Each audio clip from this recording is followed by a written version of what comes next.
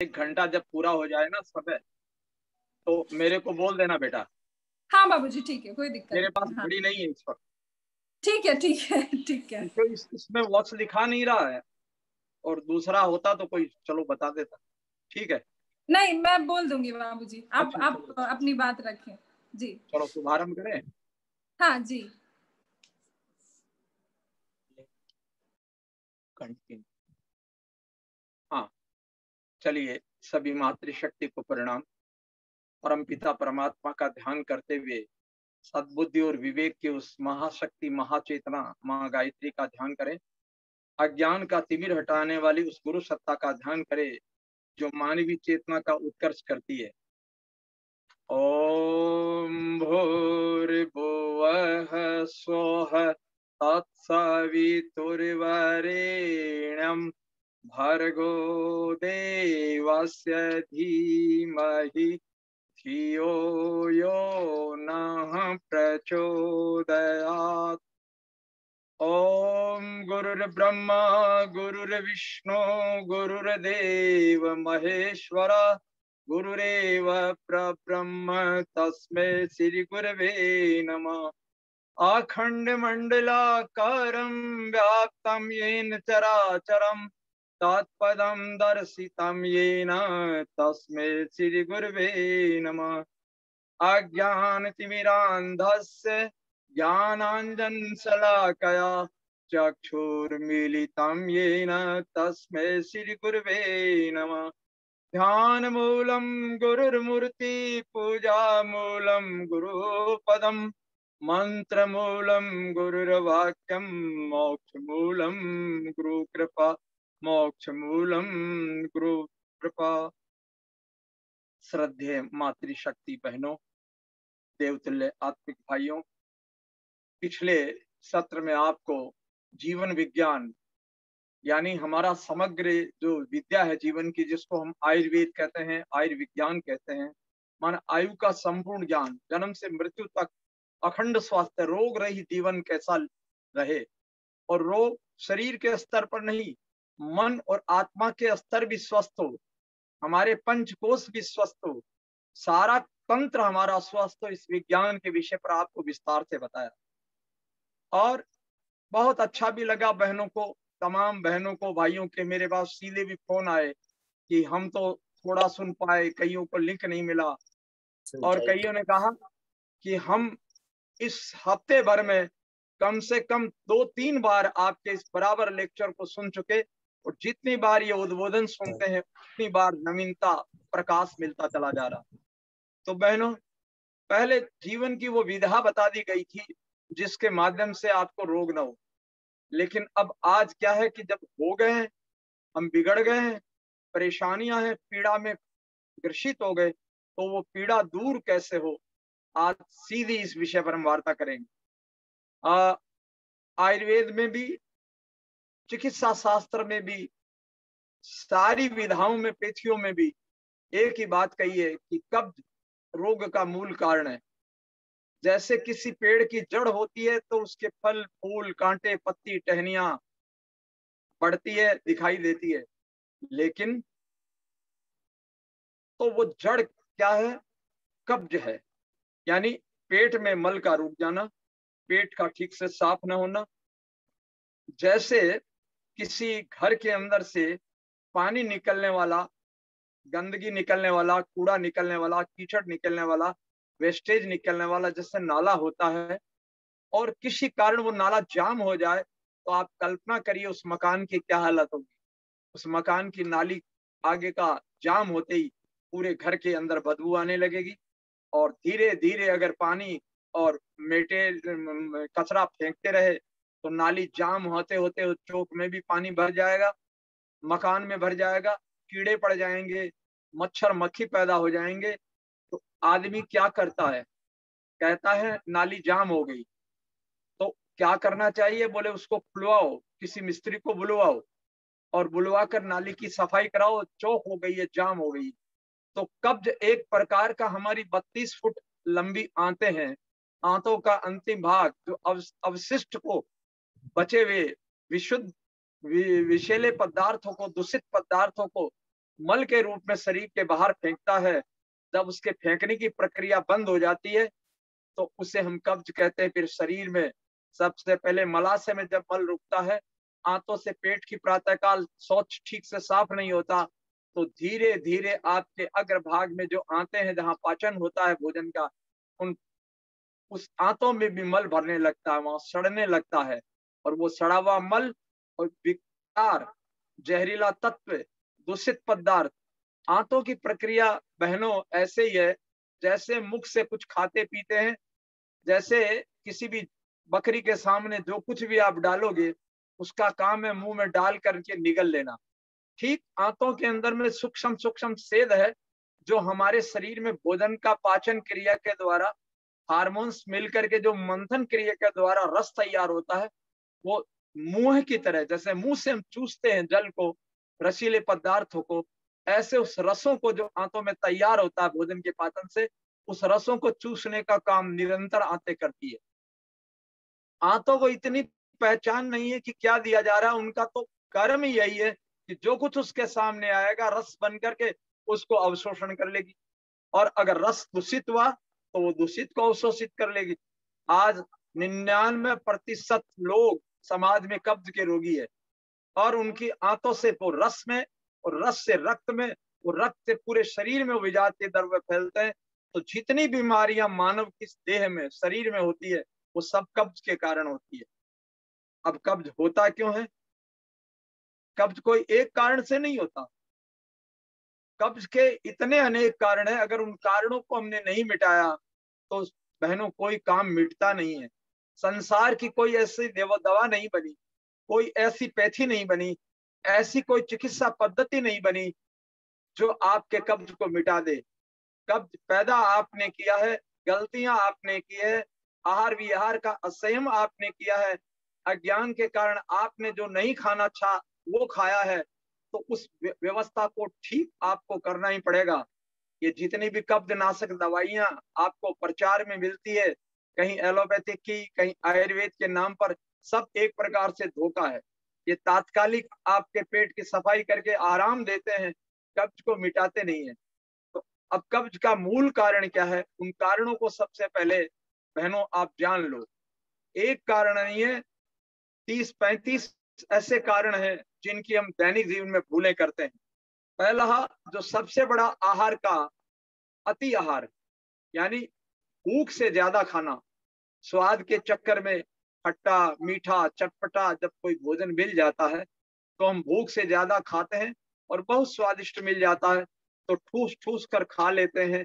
और ये जब अति आहार करते हैं तो ठीक से आंतों में न तो हार्मोन्स मिलते हैं पेट में, न पाचन होता है, और अपचित ये जो भोजन है कब्ज को जन्म देता है। अधिकांश लोगों में कब्ज का आज मूल कारण यही है।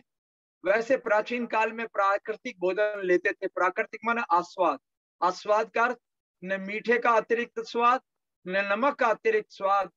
प्राकृतिक भोजन प्राकृतिक स्वाद का लिया जाता है, तो आप आहार की अति नहीं कर सकते।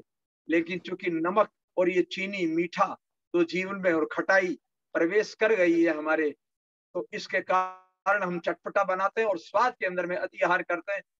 अब अति आहार की पहचान क्या है? जब आहार करने आप बैठते हो तो पहली डकार आपको आती है।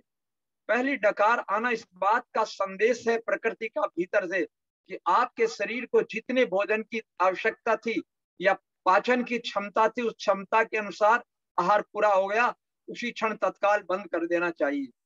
लेकिन स्वादिष्ट लग रहा है तो और ले लो, तो थोड़ी देर में दूसरी डकार आती है। दूसरी डकार इस बात की निशानी है कि अब बंद कर दो, नहीं सीमा के बाहर हो जाएगा, इसको तो किस तरह आते झेल लेगी। 4 घंटे में पाचन के बजाय 6 घंटे में कर दी, लेकिन इससे अधिक किया तो फिर बीमारियां पैदा होगी। लेकिन फिर भी आदमी खाता है, तो तीसरी डकार आती है, उसके बाद आना बंद हो जाती है, फिर जो मर्जी है सो करो।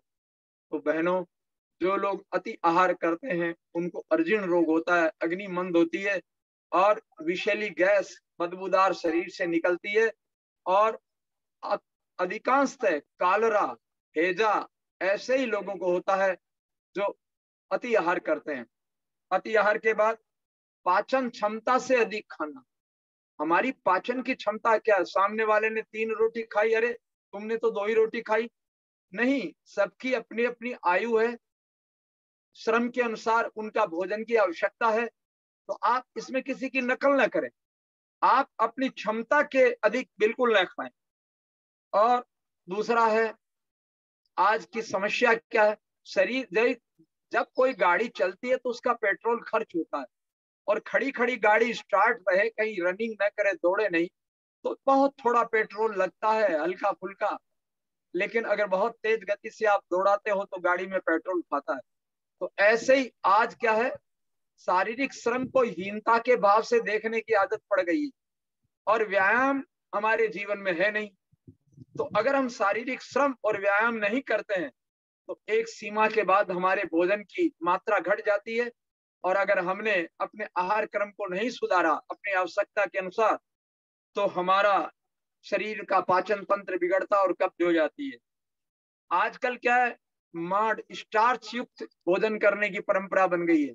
सब सफेदी चाहिए, आटा महीन सफेद होना चाहिए, मैदा, मैदे के बिस्कुट, मैदे की ब्रेड, मैदे के बंद, मैदे की मठरी, मैदे के बेकरी के आइटम, न जाने कितनी चीजें मैदे के। इसके अलावा वो मैदे की मैगी आती है, और उसके अलावा मैदे के बने हुए आजकल न जाने क्या क्या आइटम बाजार में फास्ट फूड के नाम पर बिकते हैं। तो जिसमें फाइबर नहीं है, चोकर नहीं है, जो पाचन के लिए सहायक है, तो वो मैदा चिपचिपापन पैदा करके आंतों में मल निस्सारण की और पाचन की क्रिया को प्रभावित करता है और कब्ज को जन्म दे देता है।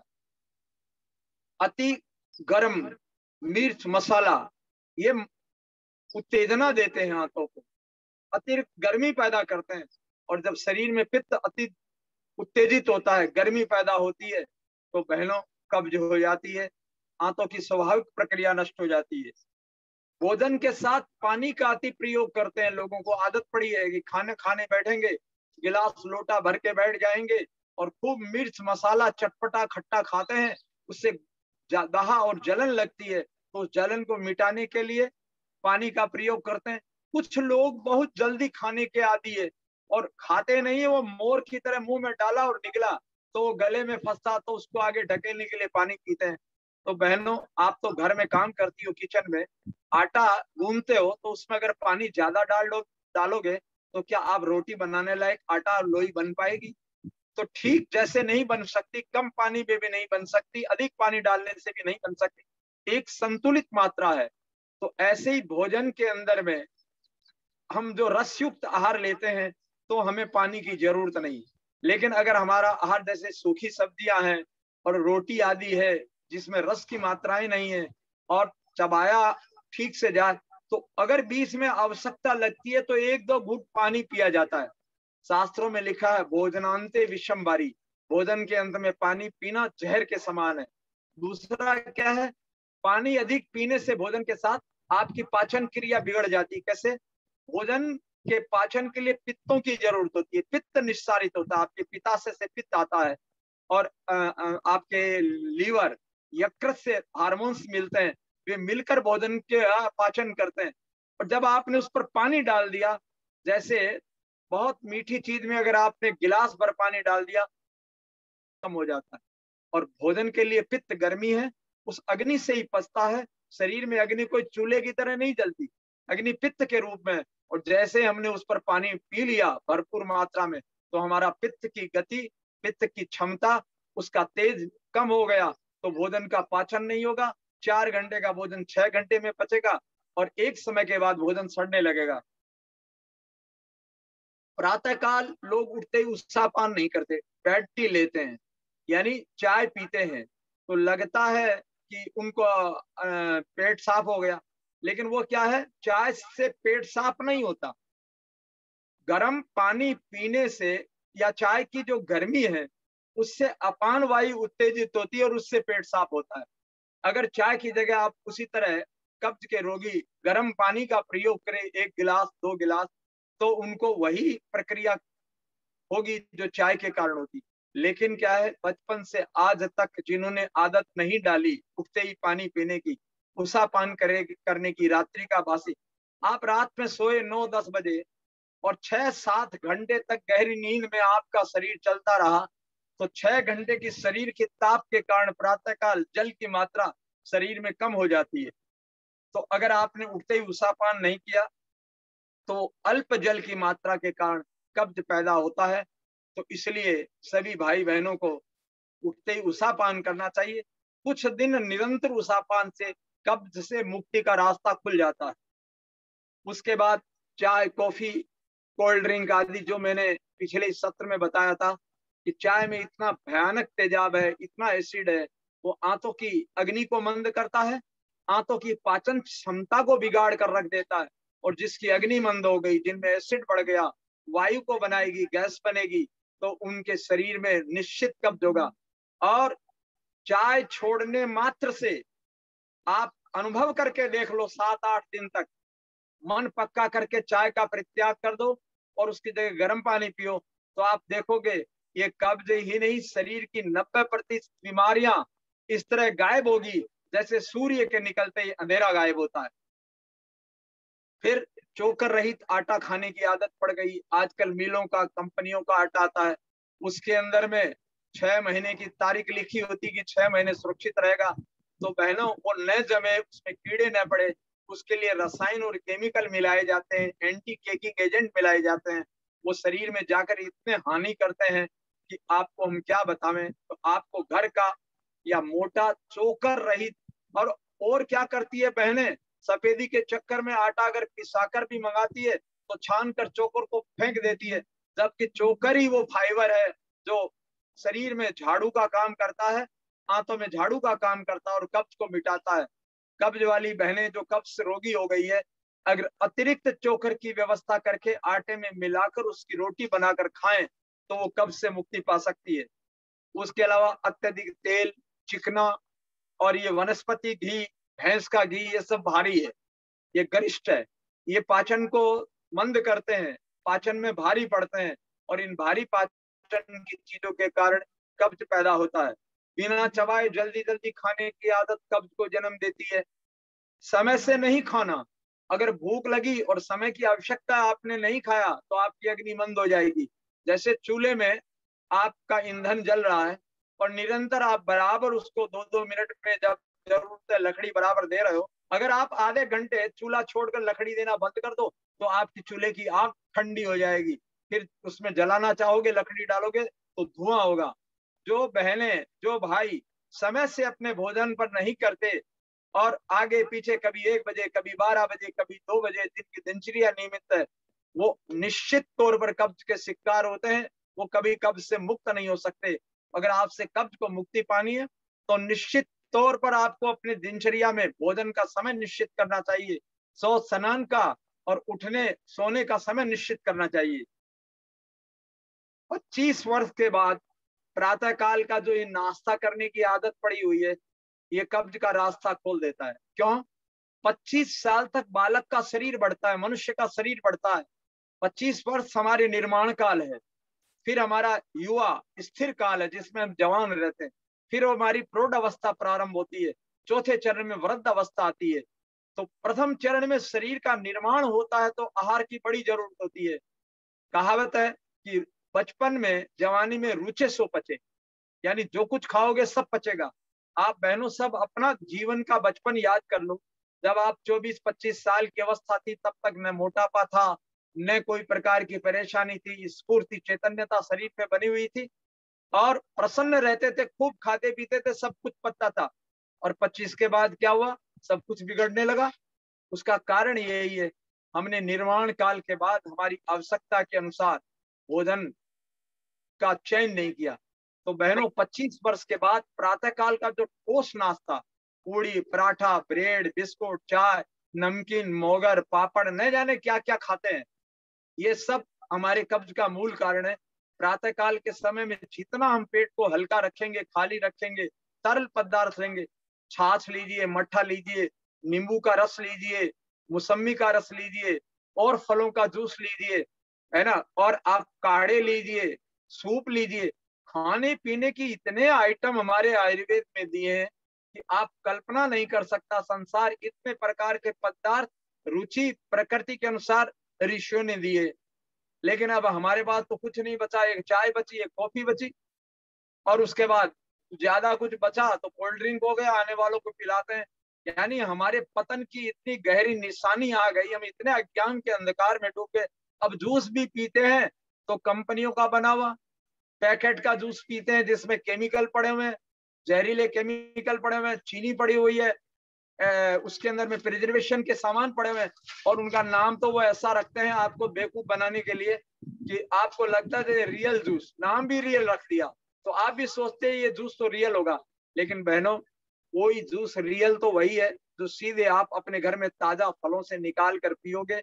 बाकी सब रियलिटी के नाम पर धोखा है। इस धोखे से बाहर निकल जाओ कि बाहर से बाजार का पेट कभी आपको आपके हितकर मिलेगा।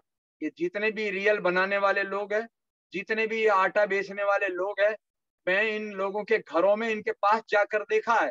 ये अपने घर की रोटी बनाते हैं तो गेहूं को धोकर खुद पिसाते हैं और अपने घर में रोटी बनाते हैं, और अपनी दुकानों में कंपनियों का आटा बेचते हैं तो वो नहीं खाते। क्यों? क्योंकि इन्हें ज्ञान है इन चीजों का। इसलिए हम लोग क्या करें कि अनियमित दिनचर्या को ठीक रखें, 25 वर्ष के बाद नाश्ता बंद कर दें, खुश आहार का प्रयोग, ये चना चबेना नमकीन मुरमुरा ये जो खाते हैं ना, ये खुश आहार का प्रयोग लोग ज्यादा जो करते हैं वो कब्ज के शिकार हो जाते हैं। पानी का कम प्रयोग, अरे अभी काम कर रहे हैं फुर्सत नहीं है फिर पी लेंगे, ये एक बड़ी बहनों की आदत है। वो सेवा में ऐसी संलग्न होती है, टीवी के आगे बैठी है, प्यास लगी है, प्यासी मर रही है, पर धारावाहिक न छूट जाए, बड़ा फेवराइट आ रहा है, पता नहीं अब क्या होगा, उनमें ऐसा दिखाते हैं तो इसमें उठकर वो पानी नहीं पीती। तो ये कम पानी का प्रयोग भी कब्ज का कारण बनता है।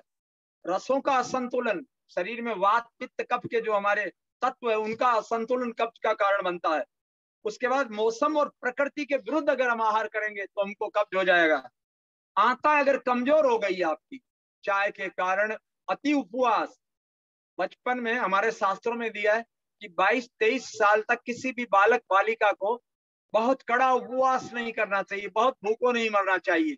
क्यों? कि उनका बढ़ता हुआ शरीर अगर कठोर उपवास किए तो उनकी आंतें कमजोर रह जाती, उनकी पाचन क्षमता बिगड़ जाती है। और नशों का प्रयोग, चाय तो है ही है, इसके अलावा लोग आजकल बीड़ी सिगरेट गुटखा पान मसाला और नए जाने कितने प्रकार के नशों का प्रयोग करते हैं, ये कब्ज का भी कारण है। सूर्यास्त के बाद रात में देर से खाना, जैसे कमल का फूल देखा है, कहते हैं कि हमारा नाभि में कमल है, नाभि कमल कहलाता है। कमल का अर्थ, कमल का फूल जैसे ही संध्या काल में सूर्य अस्त होता है वो धीरे धीरे बंद होकर के सिकुड़ जाता है और प्रातःकाल सूर्य के साथ खिलता है। तो ऐसे ही हमारे शरीर की जो अग्नि है वो सूर्य अस्त के बाद मंद होते होते होते एकदम, पर आज हम 9 बजे रात में 10 बजे 11 बजे 12 बजे भोजन करते हैं। तो ये जो रात्रि में देर से करने वाले भोजन कभी कब से मुक्त ना हो सके, इसके लिए आपको जैन दर्शन को अपनाना पड़ेगा। जैन दर्शन कोई वो परंपरा रूढ़ियां नहीं है, पूरा का पूरा जीवन का विज्ञान है, जिसमें सूर्यास्त के पहले खाने का जो प्राविधान किया है। और हम लोग बचपन में यही करते आए, आज भी हम अपने संस्थान पर यही करते हैं, सूर्यास्त के पहले भोजन हो जाए। अगर किसी कारण, चूंकि हवन होता है संध्याकालीन उपासना, तो उसके तुरंत बाद भोजन कर लेते हैं। रात्रि देर से भोजन करने की आप आदत को बदलिए बहनों। और एसिडिटी, जिनको बहुत ज्यादा एसिड होता है उनको कब्ज रहता है, तो एसिडिटी को ठीक करना चाहिए, उसके आगे प्रकरण में आपको बताएंगे।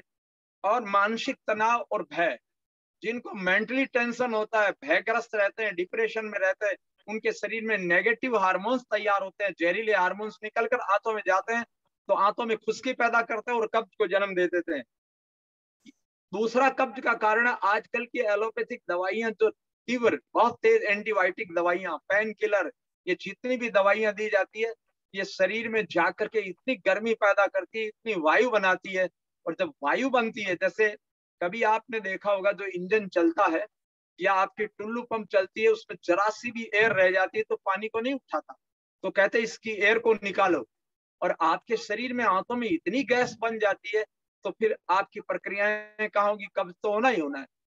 इसी तरह से अत्यधिक क्षमता से अधिक श्रम, मेहनत करना ठीक है, लेकिन अपनी क्षमता से अधिक ज्यादा मेहनत करके इतने थक कर चूर हो गए कि अब उठने का मन नहीं करता, ये भी कब्ज को जन्म देता है, शरीर में गर्मी पैदा करके पानी की कमी आ जाती है, फीवर। उसके बाद एक बहुत बड़ा कब्ज का कारण है आजकल, जिसका न तो मेडिकल साइंस जानती है।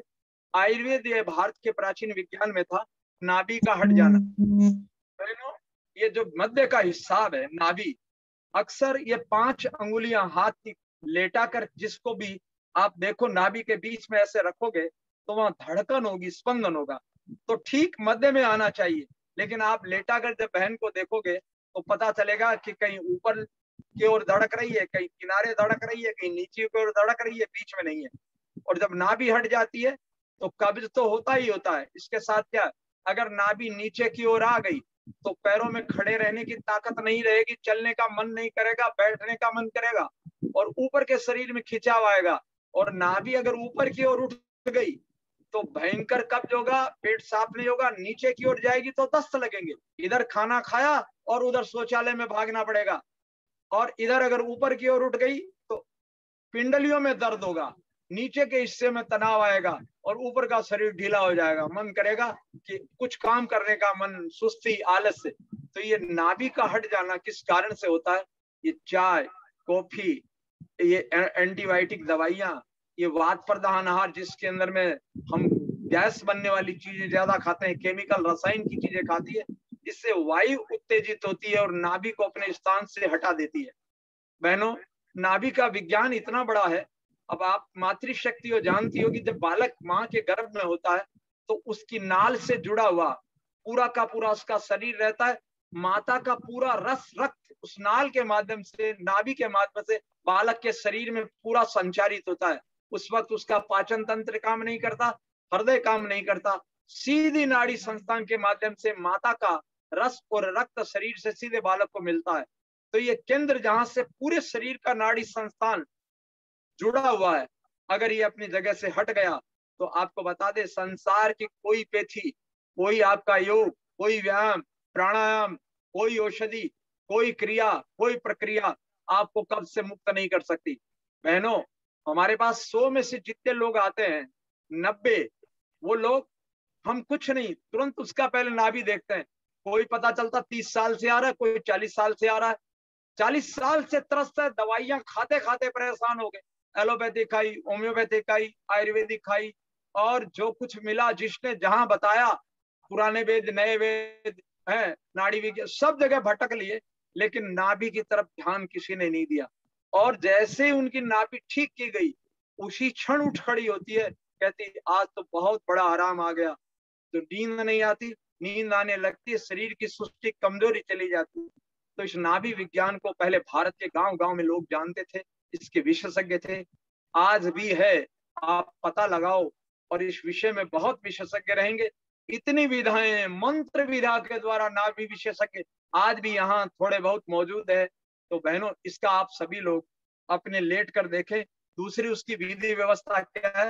हाथ की ये दोनों हथेलियों को ऐसे मिलाइए, ऐसे जब मिलाएंगे तो ये जो 2 रेखाएं हैं यहाँ की, इन दोनों रेखाओं को बराबर मिलाकर जब हाथ को ऐसे नीचे करेंगे आप, तो आपके जो ये और अंगुली के नीचे वाली जो रेखाएं हैं, ये अगर बराबर नहीं मिलती ऊपर नीचे तो समझ लो आपकी नाभि गड़बड़ है।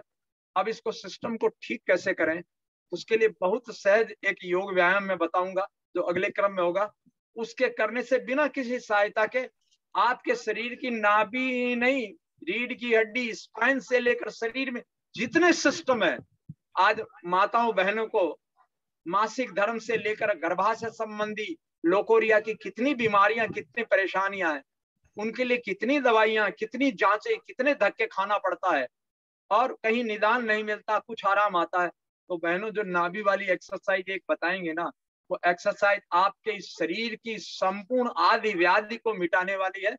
और आप संकल्प पूर्वक गांठ बांध लो कि आप नियमित उसका अगर अनुपालन कर दिया तो आप कोई कुछ करो न करो, आपको बता, संसार के जितने योग, व्यायाम, प्राणायाम है आपके पास, उनको आप एक पलड़े में रख दो, और ये 2 व्यायाम जो आपको मैं बताऊंगा नाभि के लिए और रीढ़ के लिए, एक पलड़े में रख दो तो सबसे भारी है। मानवीय शरीर की समस्त प्रकार की बीमारियों को वो जड़ से निकाल कर फेंक देंगे। इसका प्रैक्टिकल तो आपको मैं अगले चरण में वीडियो बनाकर भेजूंगा सिस्टम से, तो आप उसको सभी फॉरवर्ड करना अपने अपने संपर्क वालों के पास, इस लेक्चर के साथ तब मिलेगा। इस तरह आंतों में विकार जमा हो जाना, धीरे धीरे आंतों में जहरीले पदार्थ, जहरीले खाने पीने से, कोई हमने पॉइजन वाली चीजें खा ली, विषैला तत्व खा लिया, तो इस तरह से ये आंतों में बहनों कब्ज हो जाती है। अब इस कब्ज को बहुत सहजता से ठीक कैसे करें, क्योंकि फंसा है मामला, कितने साल पुराना, किसी को 10 साल से, किसी 8 साल से।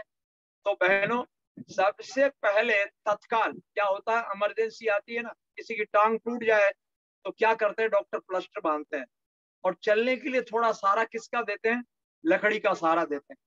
तो आपको बता दे, ये जो गैस बनती है और एनिमा से जो मल फंसा है आंतों के अंतिम भाग में, जब घर के अंदर में सीवर लाइन या घर का जो आप कहिए पानी निकलने वाला निकास रास्ता रुक जाता है, तो कारीगर क्या करता है, बाहर जाता है, नाली जो घर के बाहर नाली गई है उसमें से कुछ चीज डालकर उसके जाम को खोलता है, हिलाता है, और जैसे ही जाम खुलता है ऊपर का घर का सारा कचरा बहकर बाहर निकल जाता है।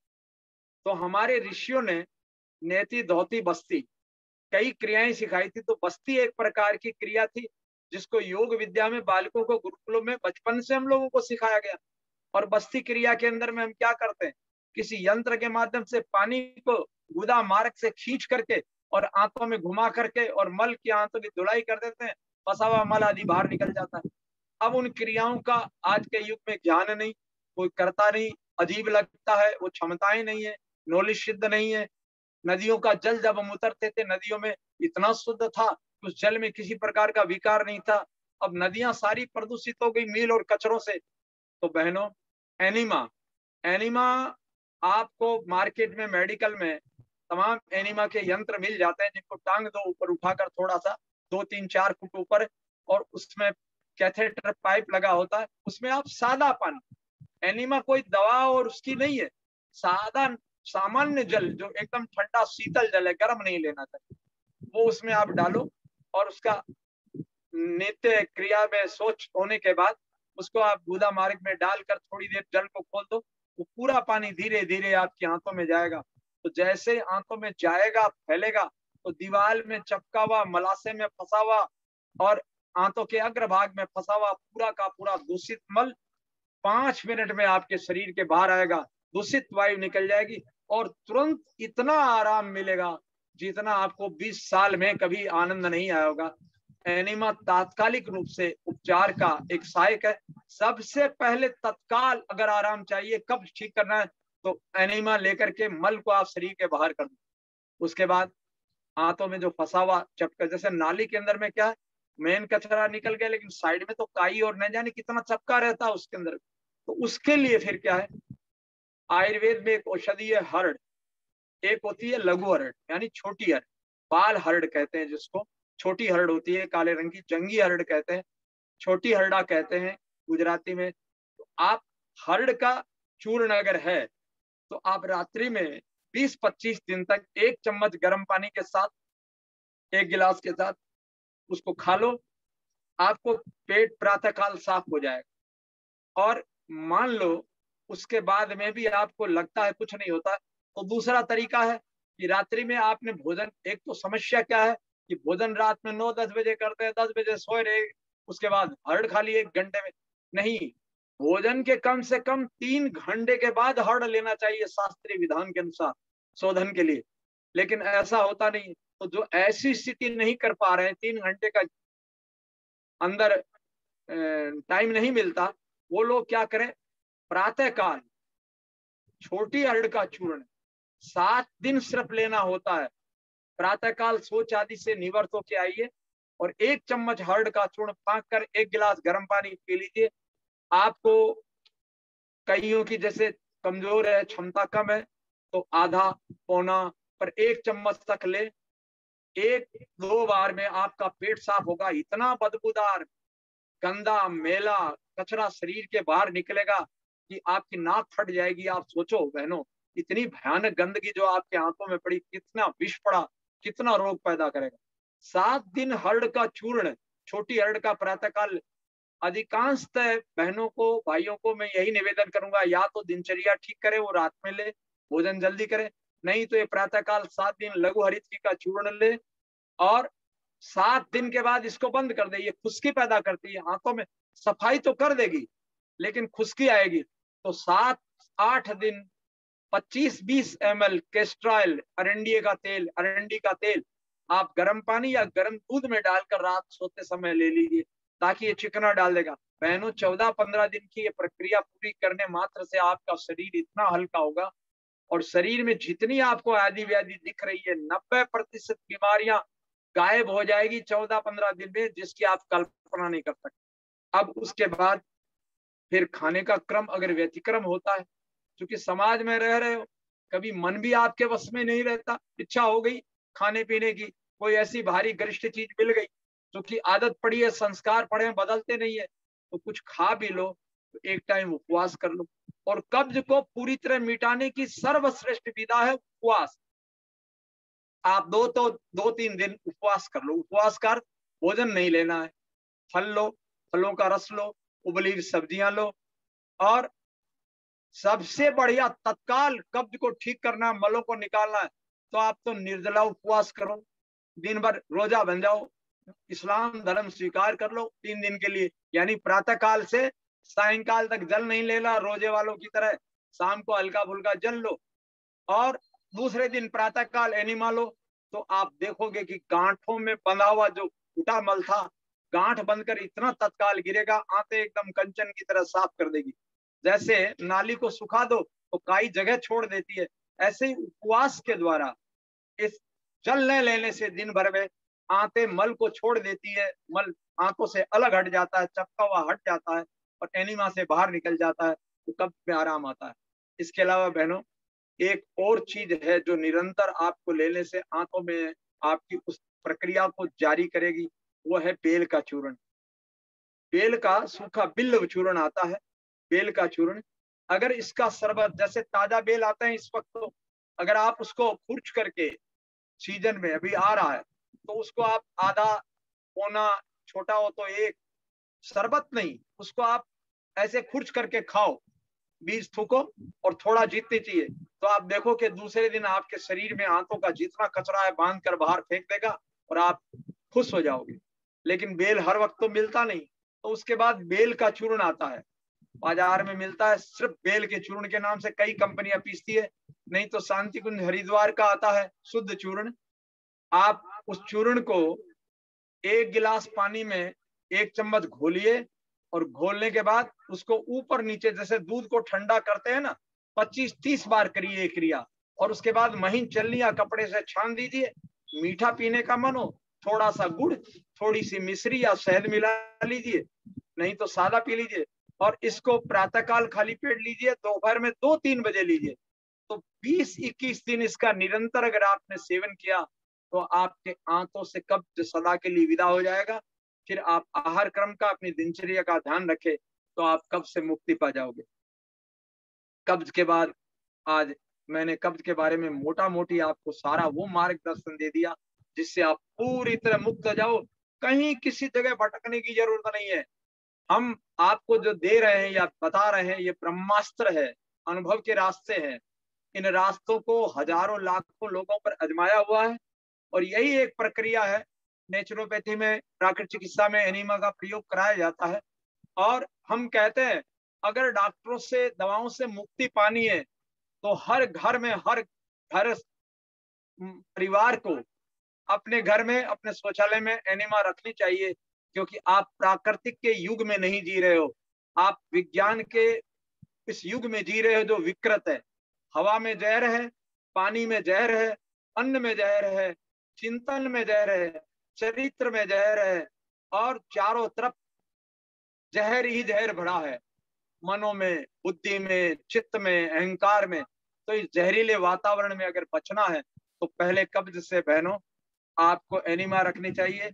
हम भी तो समाज के बीच में रहते हैं, आप लोगों के बीच में जब आते हैं, तो आप जो खिलाते हो, न चाहते भी खाना पड़ता है, तो खाना पड़ता है, तो ऐसा नहीं कि वो भोजन हमें माफ कर देगा, हम बहुत संभल कर खाते हैं, हम भी शिकार होते हैं, तो हमें एनिमा का प्रयोग करना पड़ता है। हमारे परिवार में पिछले 40-42 साल में 5 पैसे की दवा का काम नहीं है। हमारे घर में 2-1.5 साल का बच्चे से लेकर बड़ा प्रत्येक व्यक्ति इस बात को जानता है कि सर जरा सा भारी हुआ, तो तुरंत उन्हें पता चलता है कि पेट साफ नहीं हुआ था, इसलिए हुआ, कब्ज हो गई, तो तुरंत वो शाम का भोजन बंद कर देंगे। और शाम को एनिमा लेकर के पेट का कचरा निकाल देंगे, आराम से आनंद आ गया, फल फूल खा लेंगे हल्का फुल्का। तो जब आंतों की सफाई हो रही है तो आप सोचो कि क्या इस प्रदूषण के युग में इतना स्वास्थ्य किसी परिवार में दबाना हुए 5 पैसे की संभव है? ये है। आप एनिमा को ले आइए, उसकी एक किताब भी है एनिमा के बारे में, सब रोगों की एक दवा एनिमा। उस पुस्तक को हर घर में लाकर पढ़ना चाहिए, पूरा विधि विधान जान लेना चाहिए, और उसके बाद अपने आहार और दिनचर्या को सुधारेंगे तो निश्चित आएगा। उसके बाद दूसरा विषय आज जो हमारा था कब्ज का, हमने लगभग बता दिया। विषय था मासिक धर्म की समस्या बहनों की।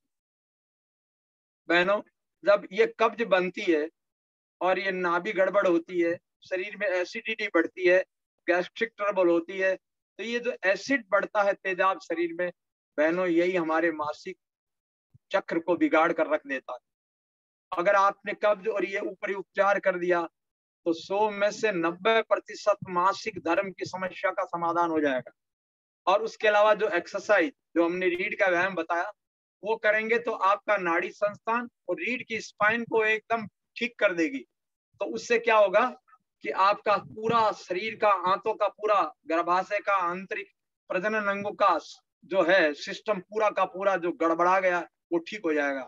और ठीक होते ही इससे पूरा आपको लाभ मिल जाएगा। लेकिन इसके बाद भी चूंकि गड़बड़ा गया है तो कुछ न कुछ औषधि उपचार की तो जरूरत पड़ती ही है। सहायक औषधियां झाड़ू का काम करती है। वो जैसे किसी सफाई करने वाले को, रिपेयरिंग करने वाले को आप करनी दे दो, मसाला दे दो तो वो उसको रिपेयर कर दे। झाड़ू पकड़ा दो किसी को तो वो झाड़ू लगाकर सफाई कर दे।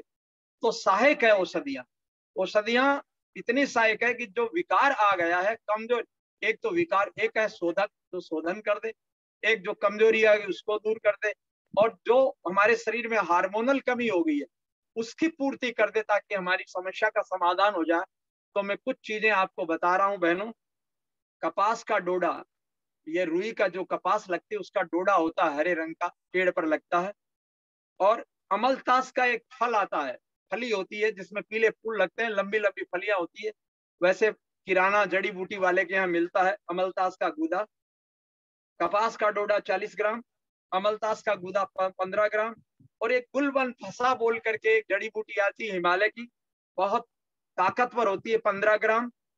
गाजर के बीज बाजार में मिलते हैं 15 ग्राम, पर बीज लेने में सावधानी ये रखना बहनों, आजकल बीज बेचने वाले बीजों को जहरीले रसायनों से उपचारित करके बेचते हैं। तो वो बीज नहीं, आप किसी गाजर का जो देसी उत्पादन करता है, देसी बीज दे रहा है जिसमें जहर न मिला हो, उन बीजों को आप खोजना। जड़ी बूटी वालों के यहाँ मिल जाते हैं देसी बीज। अजवाइन देसी 20 ग्राम, गाजर के बीज 15 ग्राम, और पुराना गुड़ 70 ग्राम। ये औषधियां लेकर के आप इनको है 3 गिलास पानी में उबालो, और उबलते उबलते जब 1 गिलास रह जाए, यानी 750 ml को 250-200 ml रह जाए, आप इनको है बस सुबह खाली पेट पी लो। और जिनको ज्यादा दिक्कत है वो सुबह शाम 2 बार ले ले। 3 दिन के अंदर में मासिक धर्म संबंधी जितनी गड़बड़ी है वो सिस्टम आपका सही आ जाएगा। उसके अलावा एक और विधा है, प्रातःकाल ये औषधि ले ली आपने या ये न मिली, कोई कारण से सबको सुविधाएं नहीं होती, तो अशोक की छाल आती है, पंसारी क्या मिल जाएगी, अशोक छाल का चूर्ण भी बाजार में उपलब्ध होता है। उसको गाय के दूध में सिद्ध कर लीजिए, 1 गिलास दूध में। अब आपको सिद्ध क्या करना होता है लगभग नहीं मालूम। सिद्ध क्या है कि जैसे 1 गिलास गाय का दूध लिया, उसमें 12 ग्राम माने करीब 2 चम्मच जो कुट किया हुआ अशोक छाल का जो कुटा या चूर्ण है तो 1.5-2 चम्मच उसमें डाल दिया, और 1 गिलास दूध में 1 ही गिलास पानी डाल दो आप, और पानी डालकर उसको मध्य आंच पर चढ़ा दो, वो उबलने लगेगा। उबलते उबलते जब पानी जलकर दूध मात्र रह जाए तो उसको आप छान लो, और छान करके और उसको सुबह शाम 2 बार लेना है। इसको 2 बार लेना है तो इससे क्या, जितनी अनियमितता है, अति आवर्त है वो भी आराम मिलेगा, जिनको खुल नहीं रहा वो भी मिलेगा, और उससे कष्ट संबंधी दिक्कतें हैं इनमें सब में ये काम करेगी। उसके बाद क्या है, गाजर, मूली और मेथी के दाने, ये आप तीनों बराबर मात्रा में गाजर के बीज और मेथी के बीज और मूली के बीज तीनों को बराबर में लेकर के कूट लीजिए और कूट करके हल्का सा 1 चम्मच इनका ये जो चूर्ण है कूटा हुआ 1 गिलास पानी में उबालिए और उबलते उबलते जब 50 ग्राम रह जाए छान कर इसको आप खाली सुबह एक बार ले लीजिए, तो ये आपकी अनियमितताओं को दूर कर देगा। अच्छा, उसके अलावा क्या है, 1 चम्मच तिल, काला तिल आता है, एक तिल तो आता है बाजार में दिखावटी, उसको रंग से रंग कर बेचते हैं सुंदरता के लिए। एक शुद्ध तिल आता है जिसको चमकी तिल बोलते हैं या बहुत अच्छा तिल होता है जिससे तेल निकलता है। काले तिल आप 1 से 1.5 चम्मच लीजिए, हल्का सा कूट कर मत रखिए, हल्का सा हाथों हाथ कूटिए हल्का सा, और कूट कर 1 गिलास पानी में इसका काढ़ा बना करके आप सुबह शाम ले लीजिए, आपकी अनियमितता दूर कर देगा। उसके साथ गाजर के बीजों को सिल बट्टे पर पीस लीजिए और पानी में घोल कर छान लीजिए, छान कर उसका प्रयोग कर लीजिए, ये आपकी अनियमितता को दूर कर देगा। उसके बाद चूंकि मासिक धर्म की गड़बड़ी में, अति आवर्त में, लोकोरिया में अक्सर बहनों को कमजोरी आती है बहुत, और कमर का दर्द उनको अक्सर यही होता है, जिनको ये बराबर लोकोरिया बना रहता है, चाहे वो रक्त लोकोरिया हो, लाल डिस्चार्ज हो, चाहे व्हाइट डिस्चार्ज, दोनों शरीर में से रसों को निकाल देते हैं। तो उस कमजोरी को दूर करने के लिए बहनों योगराज गूगल आयुर्वेद की दवा आती है ऊंझा और तमाम कंपनियों की, उन योगराज गूगल आपके शरीर की कमजोरी को दूर करने के लिए अति उत्तम औषधि है। उसको दूध के साथ, आप गाय के दूध के साथ उबाल करके 2-2 गोली योगराज गूगल की सुबह खाली पेट और शाम को लीजिए, उससे आपको पूरा का पूरा हो जाएगा। एक और चीज है जो घरेलू है, बहुत जबरदस्त चीज है कि अधिकांश बहनों की अनेकों बार शिकायत मिलती है कि मुझे 8 साल हो गया, 10 साल हो गया और ब्लीडिंग बहुत हो रही है, मासिक आवर्त बराबर आ रहा है, बंद नहीं हो रहा है, और कभी भी आना शुरू हो जाता है 4-5-5, 6-6, 7-7 दिन तक खूब रक्त गिरता है। तो बहनों उन लोगों के लिए बहुत अच्छी चीज है, मरवा कहते हैं, एक मरवा तुलसी है जिसको दोना भी कहते हैं। तो मरवा तुलसी का पौधा हर घर में होना चाहिए जिनके यहाँ जगह नहीं, तो गमले में लगा के रख लो आप। उसकी 2-2 पत्ती हर 1 घंटे पर, 2 से 3 पत्ती हर 1 घंटे पर, ताजा पत्तियां आप चबाइए, 1 दिन में आराम आएगा और 3 दिन में आपको अति आवर्त यानी अधिक ब्लीडिंग से मुक्ति मिल जाएगी। उसके अलावा जो कमजोरी आ गई बहनों, अब चूंकि शहरों की समस्या है, जीवन वो रह गया नहीं, क्या है कि बरगद का दूध सूर्य उदय के पहले निकलता है, सूर्य उदय के बाद नहीं निकलता। तो बरगद के दूध को, बतासे होते हैं मिठाई वाले जो प्रसाद में लोग भगवान को चढ़ाने में काम लेते हैं, सूर्य उदय के पहले जाकर पत्ती को तोड़ें तो उसमें से दूध टपकेगा, 7 बूंद दूध उस बतासे में टपका करके खाली पेट खा ले, लेकिन उसके पहले 1 लोटा जल लेकर जाएं। बरगद देव वृक्ष है, उसको प्रणाम करे, जल अभिषेचन करे, परिक्रमा करे, और उसके बाद हाथ जोड़कर अपने रोग और तकलीफ को मिटाने की प्रार्थना करते हुए दूध ले, तो आपके शरीर की सारी जो कमजोरियां हैं, दिक्कतें हैं, रोग का निदान भी होगा, समस्याओं का समाधान भी होगा। तो इस तरह से बहनों आपकी ये जो है सारी समस्याएं लगभग मिट जाएगी, इनका समाधान हो जाएगा। उसके बाद आइए, आपका बड़ी समस्या बहनों की मोटापा है। मोटापे का कारण क्या है? एक तो हमारे जीवन में शारीरिक मेहनत नहीं है, श्रमशीलता नहीं है। दूसरा, हमारा आहार का हमको ज्ञान नहीं है। हम जो फास्ट फूड और ये जो कुछ खाते हैं, ये शरीर में हमारे कफ को बढ़ाते हैं। ठंडी चीजें, आज फ्रिज का खाना, एयर कंडीशन में रहना, ठंडी चीजों का प्रयोग करना, आइसक्रीम खाना, मैदे की चीजें खाना, अधिक गरिष्ठ चिकनाई की चीजें खाना, मेहनत बिल्कुल नहीं करना, मेवा मिष्ठान और जो कुछ भी, जिनके पास काम नहीं है, दाम खूब है, पैसा बहुत है और आराम की जिंदगी है, नौकर चाकर काम कर रहे हैं, तो उनके लिए मुसीबत रोग ऐसा खड़ा होता है मोटापे वाला। तो इन जो मोटापे से ग्रसित हो गए, अब वो करें क्या? तो सबसे पहले तो, अच्छा, कईयों को ऐसा है, पूछते हैं तो कहते हैं हम खाते कुछ नहीं फिर भी मोटापा कम नहीं होता। तो बहनों, मोटापे को कम करने के लिए आपको एकदम से किसी भी गुब्बारे की एकदम से हवा निकाल दोगे थोड़ी सी, तो गुब्बारे में सलवटें पड़ जाएगी। अब शरीर मोटापा नहीं, फूल चुका आपका शरीर का बाह्य आवरण, जितना मोटा हो चुका अगर एकदम से तोड़ने की दवा ली तो आपका शरीर बेडौल और शक्तिहीन हो जाएगा। परिणाम कि जो हमारी आकार बन गया है वो उससे इतना घबराना नहीं है, उसमें अतिरिक्त जो वजन है उसको हमें निकालना है।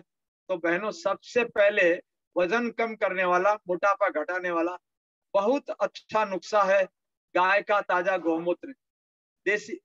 क्योंकि अधिकांश मोटापे वाले कफ के विकार से ग्रसित होती है। मोटापा कफ के कारण होता है, पित्त वालों को मोटापा नहीं होता, पित्त वाले हमेशा दुर्बल होते हैं। तो 90% मोटापे वाली बहनें जिनके शरीर में एसिड नहीं है, जलन नहीं है, किसी प्रकार की बहुत तकलीफ नहीं है, वो ताजा गौमूत्र 1 कप से 1.5 कप अगर नियमित ले तो आपको बता दें 7 दिन में 5 किलो वजन कम होता है।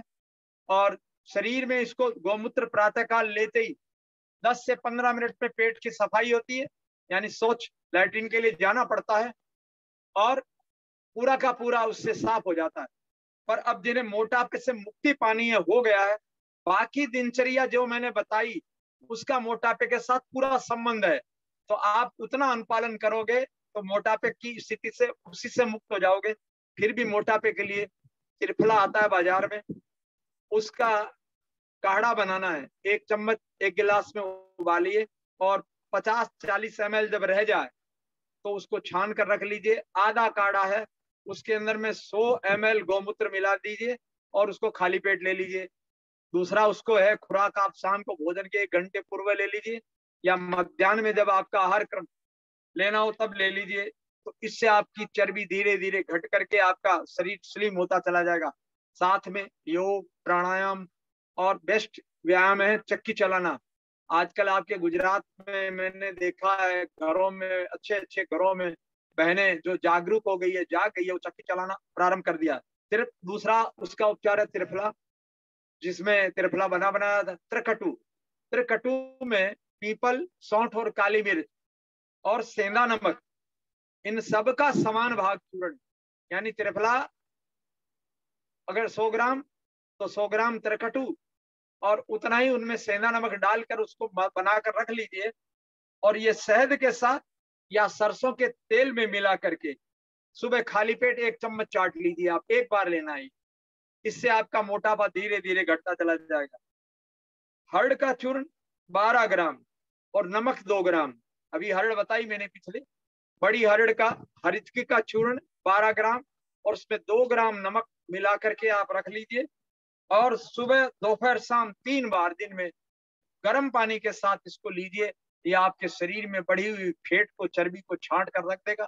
हर्ड का चूर्ण लेने के बाद 5-7 दिन 1-2 बार पेट साफ होता है, शौचालय में जाना पड़ता है, तो उससे घबराने की जरूरत नहीं है। शरीर का वजन निकलेगा तो किसी भी मार्ग से निकलेगा। इस तरह से आप दिन में कई बार इसको 3 बार लेंगे, गर्म पानी का प्रयोग करेंगे और कप प्रधान चीजों को बंद कर दीजिए। आलू, चावल, मैदा और घी का, वनस्पति घी और भैंस का घी, भैंस का दूध, मक्खन, दही, अरबी जिसको घुइयां बोलते हैं, है ना, और खोआ यानी मावे का कोई भी सामान जो कब बढ़ाते हैं शरीर में, ठंडा सामान, फ्रीज का रखा सामान, ये बिल्कुल न लीजिए। और जिन्हें मोटापा है और ये जो रोग सताता है, उन्हें फ्रीज का रखा हुआ कोई सामान खाना नहीं चाहिए। और अगर आपको स्वास्थ्य चाहिए तो बहनों, फ्रीज में कुछ रखना ही नहीं चाहिए। क्यों? उसमें जो कुछ रखा जाता है वो निष्प्राण हो जाता है और वो शरीर के लिए हानिकारक होता है। बड़ा लंबा विषय, उस विषय पर नहीं जाएंगे। आज के 3 विषय हमने लिए, तो अधिकांश चीजें हमने बहुत बड़े विशाल सागर में से जो उपयोगी था आपको बताने का प्रयास किया। और निश्चित तौर पर बहनें इनका प्रयोग करेगी तो इस रोग से मुक्ति होगी। अब मैं निवेदन करूंगा कि आपकी कोई शंका और समाधान, जिज्ञासा हो तो उसको प्रस्तुत करें, तो हम आपका समाधान करें। धन्यवाद बाबूजी, आपने बिल्कुल बिना घड़ी देखे बिल्कुल 1 घंटे में अपनी बात को समेट दिया। 3-2 हो रहे हैं। हाँ चलो बोलो, और बोलो, अब पूछो। तो कुछ प्रश्न आए हैं बाबूजी। एक बहन का प्रश्न है कि उनका बेटा है 11-12 साल का, उसका कभी रात को पेट साफ होता है, कभी दोपहर को, कभी सुबह, तो ऐसे में क्या करना चाहिए? उनकी नाभि गड़बड़ है बेटा, किसी नाभि विशेषज्ञ को दिखवा लो, पक्का 99 101% उसकी नाभि गड़बड़ है।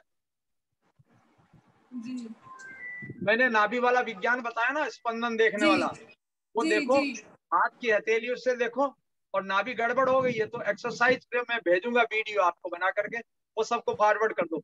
और नाभि ठीक करने की और भी विधियां मैं 3-4 उसमें डालूंगा, जी कैसे तो उसका प्रयोग वो कर ले उससे। और उसकी कोई दवा नहीं है संसार में, आयुर्वेद में ना, होम्योपैथिक में ना, एलोपैथिक, किसी दुनिया की दवा में नहीं है, किसी पैथी में उपचार नहीं है। नाभि जब तक ठीक नहीं होगी वो इस बीमारी से मुक्त नहीं होगा, और जिस दिन नाभि ठीक हो गई उसी दिन राम को ठीक हो जाएगा वो। जी जी जी ठीक है जी और बाबूजी। प्रश्न बोलो। अब बाबूजी एक किसी बहन ने पूछा है कि उनको गैस बनती है और गले में जलन होती है, तो उसके लिए क्या उपाय करना चाहिए? गैस पहले पूछो उससे, चाय पीती है क्या, कितनी बार पीती है, बताएगी? उनका प्रश्न नहीं, है, मुझे आप मालूम है ना डायरेक्टली आ ये गैस, सकते हैं, बात कर सकते हैं। पक्का गारंटेड, जिनको गैस की और एसिडिटी की, जलन की समस्या है, संसार में सबसे ज्यादा एसिडिक चाय होती है। मांस मीट में जितना एसिड बनता है उससे 8 गुना ज्यादा एसिड चाय बनाती है। मैं आपको एक बहन का वीडियो भेजूंगा, एक घटना बताऊंगा आपको। मेरे पास एक बहन आई, मेरा अशोक विहार दिल्ली में कार्यक्रम था, खत्म होने के बाद आई, तो मैंने कहा बेटा, तो कहा मुझे गुरुजी पता नहीं चला, मैं बहुत बाद में आई हूँ, तो मेरे को बहुत तकलीफ है गुरुजी। तो मैंने कहा बेटा मैं आया हूँ, अभी 5-7 दिन दिल्ली रुकूंगा और मैं वहां सागरपुर में ठहरा हूँ, तुम कहाँ ठहरी हो? बोले गुरुजी उधर ही है मेरा घर। तो मैंने कहा शाम को आ जाना। शाम को आकर मेरे सामने बैठ गई, उसका चेहरा देखता रहा, आंखें धसी हुई, गाल बैठे हुए, और होठ काले, परेशान, बेचैन, तनाव, नसें उखड़ी हुई खोपड़ी की, 52 रोग गिनाए उसने, मेरे को ये तकलीफ। मैं सुनता रहा, फिर मैंने कहा ये बताओ चाय पीती हो? बोले वो तो 3-4 बार हो जाती है। तो हमने कहा बेटा चाय बंद करना पड़ेगी। तो कहते हैं हमारी जान ले लीजिए पर चाय नहीं छूटेगी, स्पष्ट कह दिया। तो हमने कहा बहन, जब तक तुम चाय, तुम्हें ठीक करने की गारंटी मैं लेता हूं, अगर तुम ठीक नहीं होगी तो रामलीला मैदान में मैं भरी फांसी एग्रीमेंट करता हूं, सरकार मुझे फांसी पे चढ़वा दे तुम्हारे ठीक न होने के एवज में, लिखित देता हूं। लेकिन तुम्हें चाय बंद करोगी तो मैं पर्चा लिखना प्रारंभ करूंगा, तुम्हारा डाइट का नहीं छूंगा नहीं। तो कहते, मैं कहा सोच लो, एक तरफ संकल्प है, दूसरा विकल्प है, एक तरफ सुखद जीवन है तुम्हारा, रोग मुक्त जीवन है, और दूसरी तुम्हारी चाय, दोनों में से एक को चयन करो। और मरना चाहती हो तो अभी सल्फात की गोली लाओ, खाओ और मर जाओ, छुटो, पिंड काहे दुख पा रही हो? और जब जीना है तो चाय कौन सी ऐसी बड़ी आफत होगी जो नहीं छूट सकती? तो हमने कहा सोचो, सोचने लगी, फिर हिम्मत करके कहते ठीक है गुरुजी अब चाहे मर जाऊं, आज के बाद चाय नहीं पीऊंगी शिक्षण से। तो मैंने कहा ठीक। 7 दिन के बाद ना, तो 7 दिन के बाद चौथे दिन मेरे पास आई शाम को, बहन मैं सच घटना बता रहा हूँ, कोई लगावटी बात, हमें असत्य से घोर नफरत है, हम बनावटी बातें कभी नहीं करते। तो खड़ी हो गई, गुरुजी नमस्ते। नमस्ते बेटा, आपने मुझे पहचाना नहीं? मैंने कहा नहीं। बोले मैं भारती हूँ। अरे तू भारती, तेरा तो चेहरा चमक गया। बोले गुरुजी इन 4 दिन हुआ आज मुझे, 4 दिन में जैसे मेरी सारी बीमारियां ठीक हो गई, चाय इतना नुकसान करती है इसका मुझे आभास नहीं था, अब पता चला कि चाय के कारण मैं बर्बाद थी। तो वो एक भारतीय नहीं, इस भारत की जितनी भारती की बेटियां हैं, माँ भारती की जितनी बेटियां हैं, वो सब इसी रोग से त्रस्त है। और संकल्प इतना बड़ा करना पड़ेगा, चाय न पिएंगे, न पिलाएंगे, न घर में आने वाले को पीने देंगे, तो ये राष्ट्र मुक्त होगा। इसका भी कारण बता दूं, अंग्रेजों को कोई बहुत आप पर दया नहीं आई कि 1-1 रुपए का चांदी का सिक्का देकर 1920 के आसपास प्रयागराज कुंभ के मेले में उन्होंने बांटे। हमारी दादी ने 33 कप चाय पिए और 33 12 ग्राम के चांदी के सिक्के लेकर आई। इतना अकूत धन क्यों खर्च किया? वो इस चीज को जानते थे, दुनिया की रिसर्च हो चुकी है। मैंने चाय पर पुस्तक तैयार कर रहा हूँ, दुनिया के 44 साइंटिस्टों में रिपोर्ट है, उन्होंने चाय को एक तरफ से विष घोषित कर दिया, लेकिन उनकी बात को कौन पहुंचाए? क्यों कि चाय के साथ तो बाजार खड़ा है, सरकार को टैक्स मिलता है, धंधे वालों को धंधा मिलता है, और उन्हें लगता है रोजगार सर्जन, लेकिन वो कुछ लोगों का रोजगार इस राष्ट्र को खोखला करने का मूल आधार बन गया। कारण कि अब आप बताइए कि चाय के कारण क्या होता है? शरीर रोगी होंगे। अंग्रेजों ने सिगरेट चलाई, शराब चलाई, चाय चलाई, और जो हमारी औषधियां नशे वाली थी उनका भी उन्होंने ठेका और बैंड लगा दिया। क्यों? भारत पर दया आई थी क्या उनको? वो जानते थे कि इनके पीने के बाद मानवीय शरीर की क्षमताओं का विनाश होगा और ये राष्ट्र रोगी होगा। ये बताओ, डॉक्टर की दुकान और दवा कब बिकेगी? ये बताओ, आदमी जब रोगी होगा, दवा कब बिकेगी? रोगी होगा। तो अंग्रेजों ने नीति बनाई, ये राष्ट्र रोगी कैसे हो, बीमार कैसे पड़े, क्योंकि उनकी कंपनियां जो हजारों दवाओं का निर्माण करती, वो प्रक्रिया आज भी चलती है। मैं क्षमा चाहता हूं उन डॉक्टरों से जो एलोपैथिक की दुनिया में काम करते हैं। मैं अच्छे लोग भी हैं, विनम्रता से क्षमा मांगता हूं, लेकिन आपको बता दे, अंग्रेजों ने मेडिकल की जो पढ़ाई की, एमबीबीएस डॉक्टर डिग्री की पढ़ाई की, उनको प्रमाणित किया कि ये चिकित्सा करेंगे। ये चिकित्सा क्या करेंगे? दवा कंपनियां बनाएगी, और बेचेगा कौन, बिकेगी कैसे, लिखेगा कौन? तो उन्होंने डॉक्टर तैयार किए, वो स्वास्थ्य विज्ञान के लिए आपको देने के लिए, अपनी दवा बेचने के लिए किए। और आज वो दवा बेचते हैं, एक एमआर आता है कंपनी का लेकर बैग, और दवा दे करके डॉक्टरों को कन्विंस करता है, समझाता है हमारी कंपनी की दवा है। और उसके बाद अंदर क्या क्या होता है बहनों भाइयों, मैं कह नहीं सकता। ये ओपन पुस्तक है, खुली पुस्तक है। इस राष्ट्र की लूट हो रही है। इस समाज राष्ट्र को बचाना है तो घरों को आंदोलन बनाना पड़ेगा, नशे से मुक्त करना पड़ेगा। तो ये चाय मुक्ति से रास्ता निकालिए। ये जितने रोगों पर आप मुझसे बात करोगे, ये 90 क्या 99% रोग आप दिनचर्या सुधारिए और चाय से मुक्त हो जाइए। चाय, चीनी, सफेद नमक, रिफाइंड तेल, मैदा, इन 5 चीजों से मुक्ति पा जाइए, आपका घर पूरा स्वस्थ हो जाएगा। और अगला प्रश्न। जी बाबूजी, एक प्रश्न है। अच्छा, मैं आपको बताना चाहूंगी कि कुछ बहनों ने आपके पिछले रविवार के उद्बोधन के बाद से आज मैसेज करके बताया कि उन्होंने चाय भी छोड़ दी है। तो चलो, छोड़ दी नहीं, छुड़वाओ। लकड़ी, माचिस की तिली जब जलती है तो अपनी आग तक सीमित नहीं, अड़ोसी पड़ोसी को आग लगा देगी। इस राष्ट्र को बचाना है तो इस देश को कौन बचाएगा? बहनों पर जिम्मेदारी है। भाई तो निकम्मे निकल गए, वो राजनीति में गए तो वहां भी गड़बड़, और सामाजिक क्षेत्र में गए तो वहां भी गड़बड़, और धार्मिक गए तो वहां भी पंडागिरी, लूट तंत्र लगा दिया, ऋषियों के तंत्र पर बैठ कर गए और समाज का दोहन करने में लग गए। तो इस राष्ट्र और विश्व को का नेतृत्व बहनों को करना पड़ेगा, नारी शक्ति को करना पड़ेगा, क्योंकि नारी निर्मात्री है, आने वाली पीढ़ियों को जन्म देती है, और वो संस्कार सामर्थ्यवान पीढ़ियां बनाएगी तो ये देश और विश्व खड़ा होगा। इसलिए हमारा तो बहनों से बारंबार प्रणाम चरणों में करता कहता हूं, बने स्वर्ग धरती तो संकल्प उठाने पड़ेंगे, और असुरता की छाई सघन काली माँ में प्राण तिल तिल जलाने पड़ेंगे। रोती है संस्कृति जगो राष्ट्र पुत्रियों, मिलकर कदम बढ़ाने पड़ेंगे, और ज्ञान यज्ञ मनाने चलो बहनों, ज्ञान के दीप घर घर जलाने पड़ेंगे।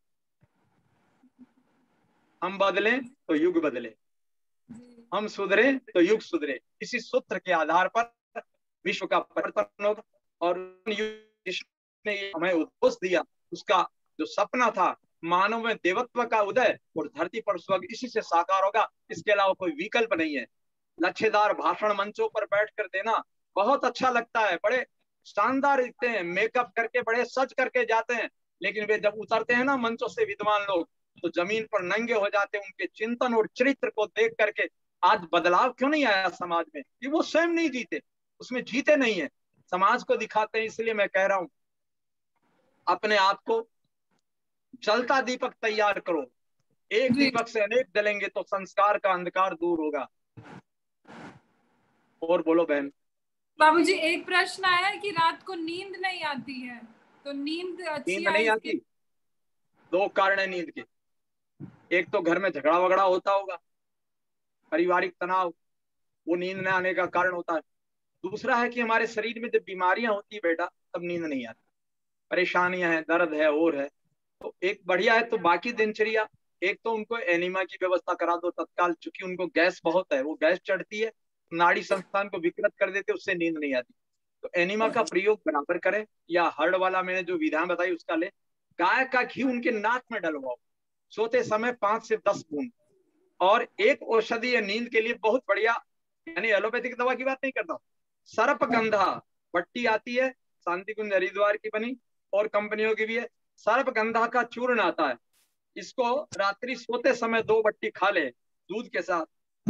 जहां दूध उपलब्ध नहीं है गाय का, तो वो शहद और जल के साथ ले ले, और गाय का घी नाक में 5-5 10-10 बूंद डाले। दूसरा क्या कि जिनको नींद नहीं आती वो क्या करे, पैर के तलवों को पानी में डुबो दे, गर्म पानी में, बाल्टी में गर्म पानी डाले 1 फुट करीब, उसमें 2-3 चम्मच नमक डाले और उसमें पैरों को डुबो करके 20-25 मिनट रखे। 20 मिनट जब पैरों में सेक हो जाए, पैर निकाल कर बाहर पहुंचे।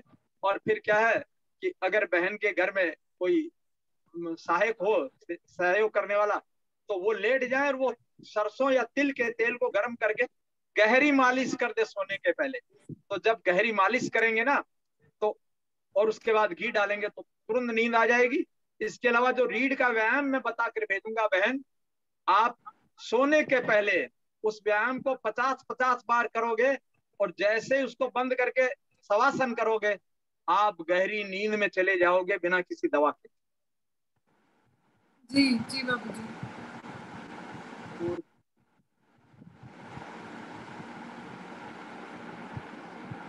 और कोई है बहन का? हाँ, एक लास्ट एक प्रश्न है अंतिम कि वे वजन बढ़ाने के लिए कुछ बता दीजिए। अच्छा, वजन तो जिनके पास बढ़ा हुआ है उनसे ले लो, सीधे सीधे ट्रांसफर, मनी ट्रांसफर होती है वैसे करवा ले। ऐसा ना रस कम बनता है शरीर में, तो ऐसा बहन है तो अश्वगंध शतावरी का चूर्ण गाय के दूध में डालकर ले, सुबह और शाम उबाल करके, मिश्री डाल करके, थोड़ा घी डालकर गाय का। और खट्टी चीजों का एकदम परहेज करेंगे, दूध दही कुछ भी नहीं, नहीं दही वगैरह कुछ नहीं, खटाई टोटल वर्जित। और भोजन में चावल है, और ये नमक मिर्च मसाला बहुत तेज न खाए। और अग्नि को बढ़ाने के लिए अपना लवण भास्कर चूर्ण या हिंगवाष्टक चूर्ण है उसको।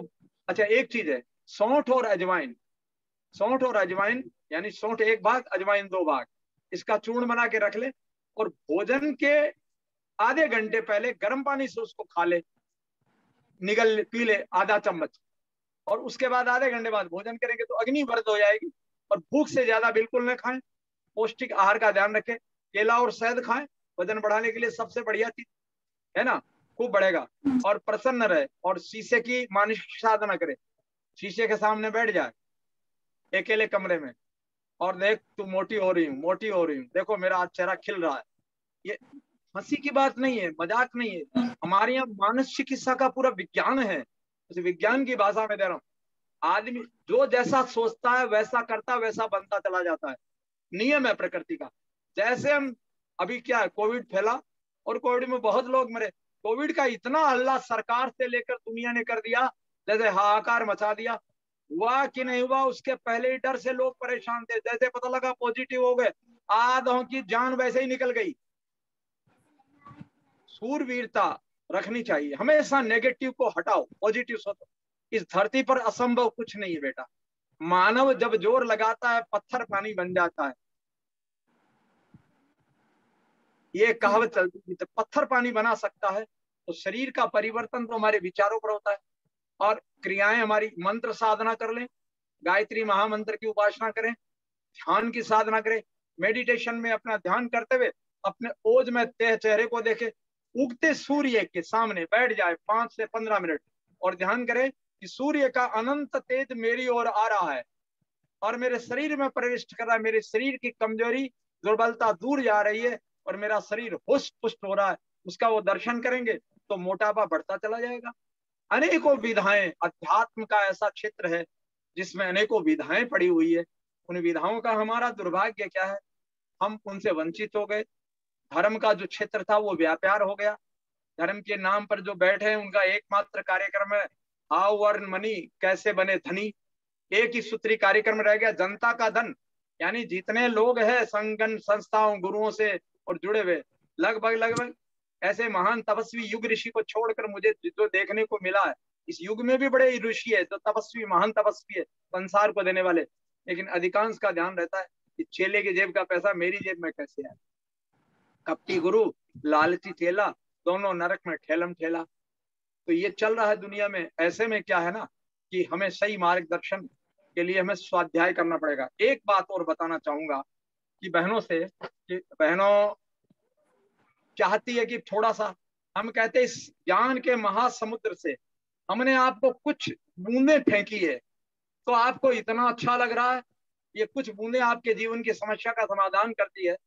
तो बहनों, परम पूज्य गुरुदेव जिनको हमारे गुरु है, जिनसे मैं प्राण दीक्षा ली और जिनका जीवन हमने समर्पित किया, उन्होंने महान साहित्य सर्जन किया, स्वास्थ्य विज्ञान के 4 ग्रंथ लिखे, लेकिन एक ग्रंथ उनका विशेष है जिसका नाम है वांग्मय के रूप में जीवेम सर्वः सतम। ये जो जीवेम सर्वः सतम का ग्रंथ है, ये इतना अद्भुत ग्रंथ है, इसको कितनी बार जब पढ़ोगे तो मैं शब्दों से कह नहीं सकता। क्या संसार का सारा स्वास्थ्य विज्ञान का ज्ञान और विज्ञान विधाएं, हमारी प्राचीन जो महान सिद्ध विधाएं हैं, वो सारे इस ग्रंथ में दी गई है। इस ग्रंथ को हर घर में होना चाहिए, हर माता और बहन को पढ़ना चाहिए। ये पढ़ लेगी तो जितनी भ्रांतियां चिकित्सा की दुनिया में, स्वास्थ्य की दुनिया में, उन सारी भ्रांतियों का मानव का निराकरण हो जाएगा और आपका अज्ञान ऐसे दूर होगा जैसे सूर्य निकल गया।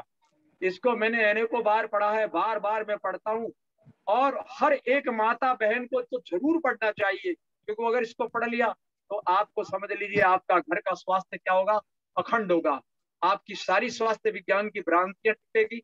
इसमें क्या लिखा है युग ऋषि ने, आपके जीवन की जो स्वास्थ्य समस्या वो क्यों है, क्या है, और उसका कारण क्या है, और उसका निवारण कैसे हुआ, सारा का सारा। इसके अलावा कोई कपोल कल्पना नहीं है।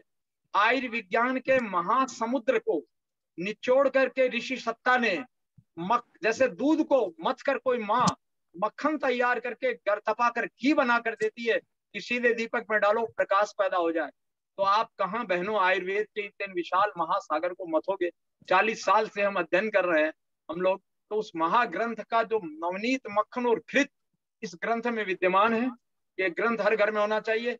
लेकिन एक बहुत पीड़ादायक बात कहता हूं कि ये जो ग्रंथ आप ले तो पुराना प्रकाशन का खोज कर ले, नए प्रकाशन में से 100 लेख इस ग्रंथ के काट कर फेंक दिए गए।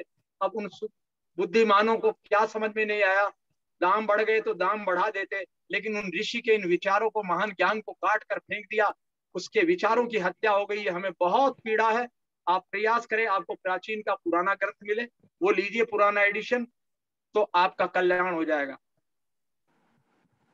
ठीक है बाबूजी, धन्यवाद। तो आज का समय थोड़ा सा ज्यादा ही हो गया है, तो कुछ प्रश्न और भी थे, मुझे लगता है हम वो अगले किसी सेशन में ले लेंगे। अभी मैं बाबूजी का बहुत बहुत धन्यवाद, बहुत बहुत आभार एक निवेदन करूंगा। एक सत्र हमारा पूरा ऐसा रख दो, 1 2 3 4 जितना, उसमें से प्रश्न ही प्रश्न हो, तो क्योंकि बीमारियां सैकड़ों है, कोई न कोई इसी से ग्रसित है, तो अब वो सीधे समाधान चाहते हैं। दुखी को क्या चाहिए, भूखे को भोजन चाहिए, उसको हमारी राम कथा से कोई ज्यादा लेना देना नहीं रहता। पीड़ित मानवता की हम सेवा कर रहे हैं, तो कुछ सत्र ऐसे चले जिसमें हमारा कोई उद्बोधन न हो, क्योंकि हम उस समाधान में ही उद्बोधन निकाल देते हैं। आ जाता है, मजबूरियां हैं, पीड़ा है अंदर की, समाज की, मानवता की। तो कुछ सत्र ऐसे रखो जिसमें समाधान हो, डिजीज बना लो। डिजीज वाइज जो डिजीज पूछ लिया उसका दोबारा प्रश्न नहीं करना, बाकी सारे समाधान हम करेंगे। ठीक है जी बाबूजी, बिल्कुल। आपने सब, मुझे लगता है सबके दिल की बात, आपने सबके हृदय की बात बोल दी आपने। नहीं, हृदय की क्या, मैं देखता हूँ ना बेटा, रात दिन मेरे पास जो आती बच्चियां, बच्चे, बहनें, उनकी युवा हालत को देख करके अत्यधिक पीड़ा होती। कहाँ ये राष्ट्र, जगत गुरु सोने की चिड़िया, ज्ञान का भंडार, शक्ति का महाबली, और कहाँ ये दरिद्र और अधिकारी बनकर आज पतन और पीड़ा के महागर्त नरक में गिरा हुआ है। तो पीड़ा होती, इस पीड़ा के समाधान के लिए हम लोगों का जीवन लगा हुआ है।